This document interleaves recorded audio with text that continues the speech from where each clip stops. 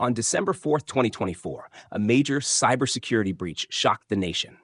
Chinese government-backed hackers infiltrated at least 8 major U.S. telecommunications companies in what officials are calling a historic and potentially catastrophic cyber espionage campaign. This operation has been ongoing for 1 to 2 years, targeting not just the United States, but dozens of nations worldwide. From a software engineer's perspective, this attack is a masterclass in advanced persistent threats, or APTs.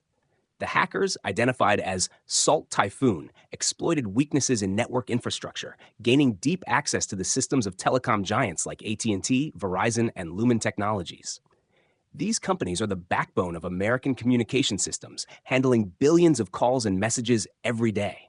So how did this happen? The hackers employed highly sophisticated techniques, blending into normal network activity by using legitimate administrative tools.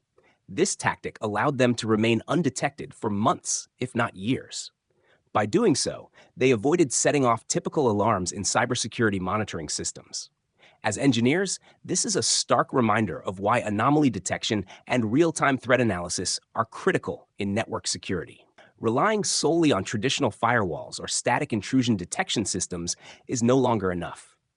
The breach compromised a massive amount of sensitive data, including metadata from U.S. citizens' phone communications.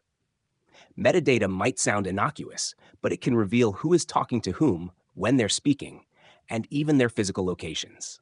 For engineers, this underscores the importance of encrypting not just the content of communications, but also metadata to prevent such leaks. The hackers' primary target was surveillance. They accessed call records and unencrypted text messages, intercepting communications from high-profile figures, including senior U.S. government officials. Although no classified data is believed to have been accessed, the breach still raises alarms about the vulnerabilities in critical infrastructure. Now, let's talk about the response. The Federal Bureau of Investigation began investigating earlier this year, and the White House has called for stricter cybersecurity regulations for telecom providers.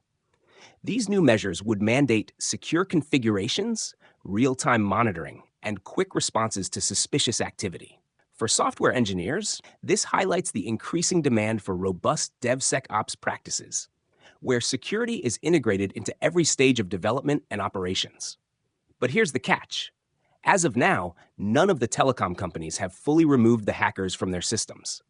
Yes, you heard that right. The attackers are still potentially active within these networks, which means the threat is far from over. What can we learn from this? First, the need for zero-trust architectures, systems where no device, user, or connection is automatically trusted. Second, the importance of ongoing education for engineers and IT professionals on emerging threats. And third, that cybersecurity isn't just about technology. It's about staying one step ahead of adversaries who are constantly innovating. The Chinese government has denied any involvement, but U.S. officials are confident this attack was state-sponsored. This is part of a broader pattern of cyber campaigns targeting critical infrastructure around the world. As the investigation continues, the U.S. government and telecom providers are working to secure these networks and remove the intruders. For engineers and technologists, this event serves as a wake-up call, a reminder of the critical role cybersecurity plays in protecting our communications and infrastructure. Comment for topics you want us to cover. Subscribe to keep learning.